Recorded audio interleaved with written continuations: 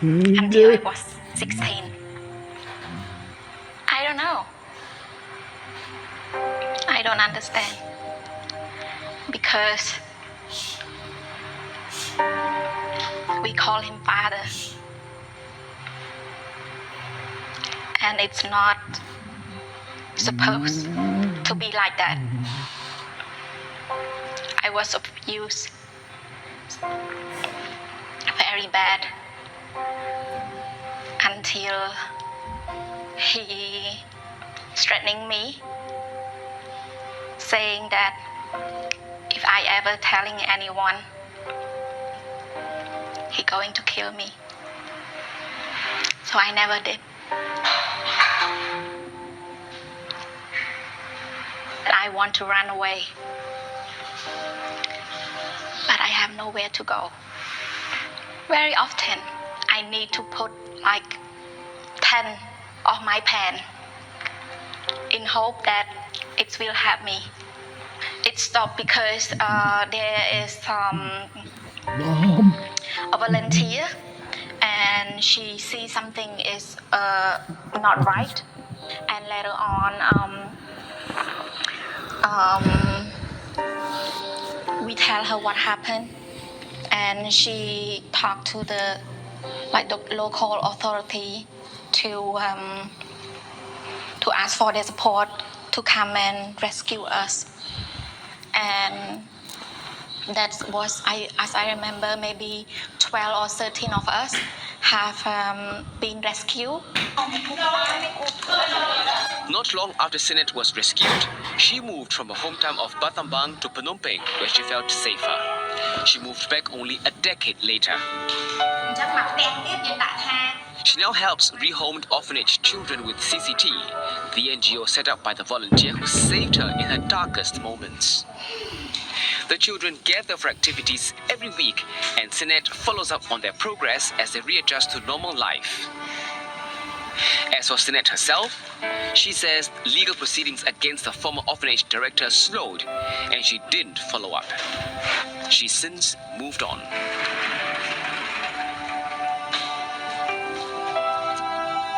I asked the authorities what children in her shoes can do to protect themselves. We have the law. In Cambodia, we have the law, especially criminal code.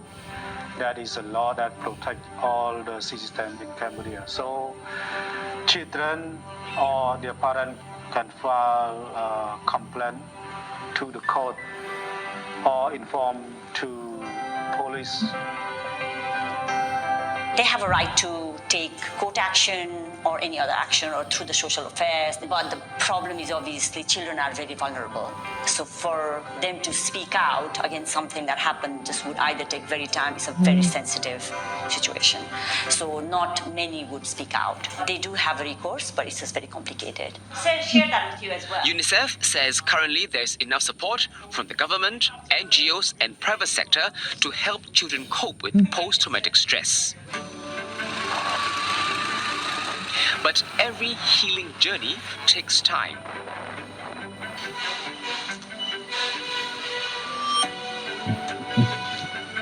Today, Sinet takes us to some of the sources of her strength. This restaurant is a social enterprise started by CCT. It's also where Sinet's sister and her friends work. Days like this, surrounded by loved ones, are easier to get by. When I leave the orphanage, I was just a scared little girl. It's crazy because I got panic all the time. I can't talk to people. I can't cross the road. I can't go to school. And I think getting tattoo is the cover of how I scare other people off from hurting me. It took me 20 years to where I am today. To be happy, I can say. To be able to talk about this. And sharing and feeling not ashamed. I think I will tell my 12 years old Sinet that I I forgive you. When I was young, I take all the blame. Everything that bad that had happened to me, my parent died, my sibling need to be separated, the bad thing that happened to me, everything that hurt me is all my fault. For 20 years, I hurt myself. I wasted my 20 years by not being happy. It is only us who find our own strength. But in my experience, first thing first is love from our own self. That's how I find my own strength. Senate now campaigns for change, justice, and an end to the exploitation of orphanage children on global platforms such as the United Nations.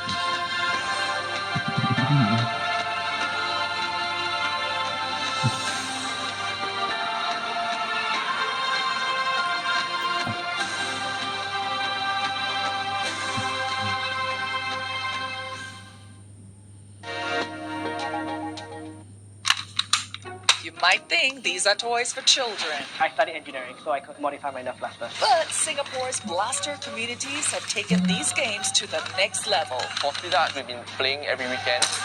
Why aren't there more females in this game? Most of them don't really play much of this style of sports. We got better things to do. I'm Roz, and I'm defying gender stereotypes to join the foam blaster community. How to be a fridge fan. Sunday on CNA. The Filipino spirit of Bayangan never wanes. The Filipino people resilient, fighting for better lives. Buena Bernal, CNA, Manila. On Singapore Tonight, more land to be set aside for private housing, but will it be enough to alleviate resilient demand? Plus, how social media platforms like TikTok play a key role in countering radicalization. Join us at 10 p.m. Singapore Hong Kong time.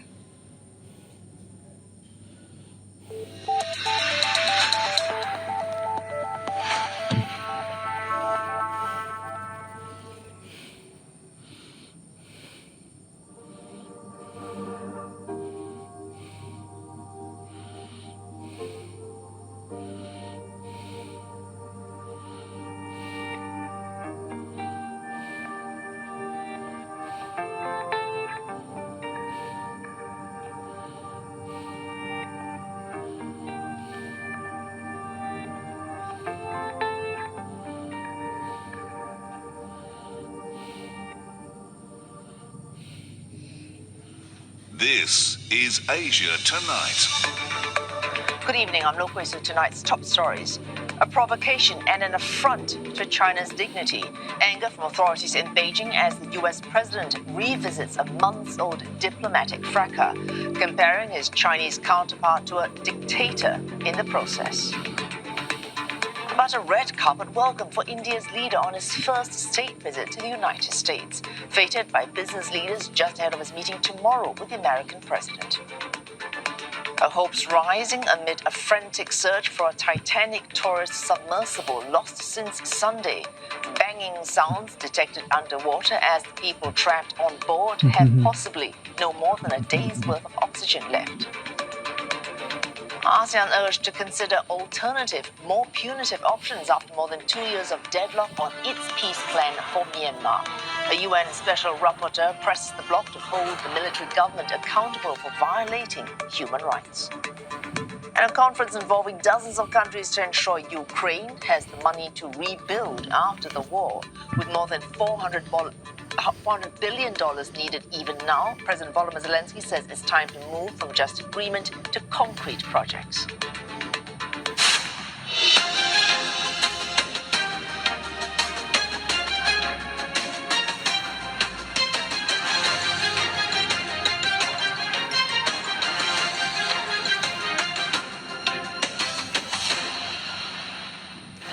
Hello, I'm Dawn Tan. Also tonight, Japan's government pledges more action to raise female participation in the economy and in politics.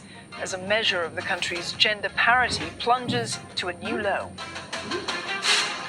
Plus, a report warns of severe transboundary haze expected to sweep Southeast Asia in the coming months due to the El Niño's dry spell. And in your business update, with trade featuring highly in Narendra Modi's visit to the United States, we look at India's drive to deepen business ties between the countries, particularly in tech. And Singapore's central bank slaps nearly $3 million in penalties on financial institutions for breaching money laundering rules over the Wirecard scandal.